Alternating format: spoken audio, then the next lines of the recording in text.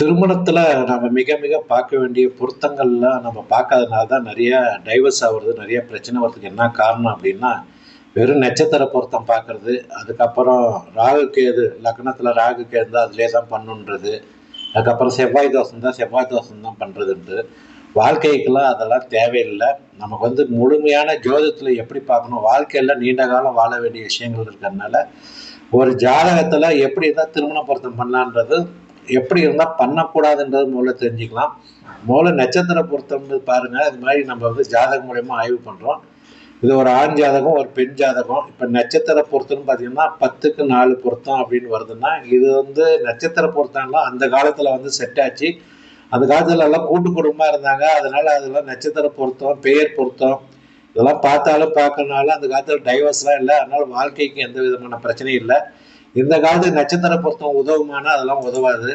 இப்போ அடுத்தது நம்ம என்ன பார்க்கணும் அப்படின்னா, லக்னம் ராசி. அதுக்கப்புறம் 2வது ஸ்டெப்பு லக்னம் ராசிக்கு நம்ம போயிடணும். லக்னம் தான் மெயினானது. லக்னம் 2 பேர்த்துக்கும் நில ராசியில இருக்குதா, இல்லாட்டினா மண் ராசியில இருக்குதா, இல்லை காற்று ராசியில இருக்குதா, இல்லை நீர் ராசியில இருக்குதான்னு பார்க்கணும். இப்போ துலாம் லக்னம், இந்த பையன் துலா லக்னம் அப்படின்ற போது, பொண்ணு மீன லக்னம்னும் போது 6, 8 சஷ்டாசமா வேலை செய்யும். அப்படியா இருக்கும்போது இது பார்த்தீங்கன்னா, துலாம்ன்றது காற்று ராசி, மீனம்ன்றது நீர் ராசி. அது ரெண்டையும் இணைக்கக்கூடாது. ராசி பார்த்தீங்கன்னா தனுசு ராசி, துலா ராசி. தனுசு ராசின்றது துலா ராசியை இணைக்கலாம். அது ஒன்றும் ப்ராப்ளம் இல்லை, அது நல்லாயிருக்கும். 3, 11ன்றது பொருத்தம் இருக்குது. 7ஆம் பாவம்ன்றது பார்த்தீங்கன்னா, வாழ்க்கையில சமுதாயத்தில் எப்படி இருப்பாங்க, கணவன் மனைவி உறவு எப்படி இருப்பான்றதுலாம் 7ஆம் பாவம் தான் முக்கியமானது. இந்த 7ஆம் பாவம் 4, 8, 12 அப்படின்னாவே அங்கே ஒரு பிரச்சனை இருக்குதுன்னு அர்த்தம். பெண்ணுக்கு பார்த்தீங்கன்னா 1, 3, 7, 9ன்னும் போது பொண்ணுக்கு நல்லா இருக்குது அப்படின்றது. அப்புறம் ஆணா இருந்தால் சுக்கிரனும், பெண்ணா இருந்தால் செவ்வாயை பார்க்கணும். ஆணுக்கு பார்த்தீங்கன்னா சுக்கிரன் கெட்டு இருக்குது, பெண்ணுக்கு பார்த்தீங்கன்னா செவ்வாய் நல்லா பலமா இருக்குது. லக்னம்ன்றது பார்த்தீங்கன்னா ஆணுக்கு சுமாரா இருக்குது, பெண்ணுக்கு அருமையா இருக்குது, ஒன்றும் ப்ராப்ளம் இல்லை. 5ஆம் பாவம் லக்னம்ன்றது தான் என்னன்னு பார்த்தோம்னா, நம்ம உடல் ஆரோக்கியம், குணம், மனம் இது எல்லாமே அவங்களோட கேரக்டர் வைஸ் எப்படி இருப்பாங்க அப்படின்றதெல்லாம் லக்னம் தான் சொல்லும். 5ஆம் பாவமும் குருவும் பார்த்தீங்கன்னா தாம்பத்திய சுகத்தை கொடுக்கறது, அதுக்கப்புறம் புத்திர பாக்கியம் கொடுக்கணும் அப்படின்னா குழந்தை பிறப்புக்கெல்லாம் எப்படி இருக்குன்னு பார்க்கறது 5ஆம் பாவம் குரு. 5ஆம் பாவம் குருவும் கொஞ்சம் பையனுக்கு வீக்காக இருக்குது அப்படின்னா குழந்தை பிறப்புல கொஞ்சம் பிரச்சனை இருக்குதுன்னு அர்த்தம். பெண்ணுக்கு ஓரளவுக்கு ஆவரேஜாக இருக்குது, ஒன்றும் ப்ராப்ளம் இல்லை. அதுக்கப்புறம் இறை அருள், மன ஒற்றுமை, மனசு ஒற்றுமையாக இருக்கணும், கடவுளோட அனுகிரகம் இருக்கணும். திருமணம் செகண்ட் மேரேஜுக்கெல்லாம் போகுமான வாய்ப்பு இருக்குதான்னு பார்க்கறதுல 9ஆம் பாவம். அது பார்த்தீங்கன்னா 9ஆம் பாவம் பையனுக்கு கெட்டுக்குது, பொண்ணுக்கு வலுத்து இருக்குது அப்படின்னா இது கரெக்ட் மேட்சிங் கரெக்டாக இல்லைன்னா செகண்ட் மேரேஜ் ஆகிறதுக்கு வாய்ப்பு இருக்குது பொண்ணுக்கு அப்படின்றது.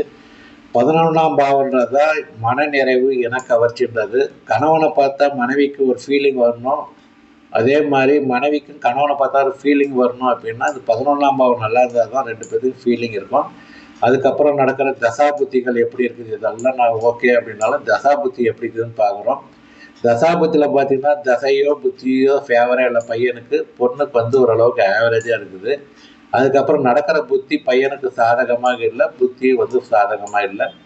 திருமணத்துக்கு சாதகமான கிரகங்கள் என்னென்னு அப்படின்னு நம்ம பார்க்குறோம். பையனுக்கு எந்த கிரகமும் சாதகமாக இல்லை. ஆனால் பொண்ணுக்கு பார்த்தீங்கன்னா கேது, ராகு, சுக்கரன், செவ்வாய், சூரியன் இந்த கிரகங்கள்லாம் திருமணத்துக்கு சாதகமாக இருந்தால் இந்த புத்தியிலாம் அவங்க கல்யாணம் பண்ணுறதுக்கு சாதகமாக இருக்குது அப்படின்னு அர்த்தம்.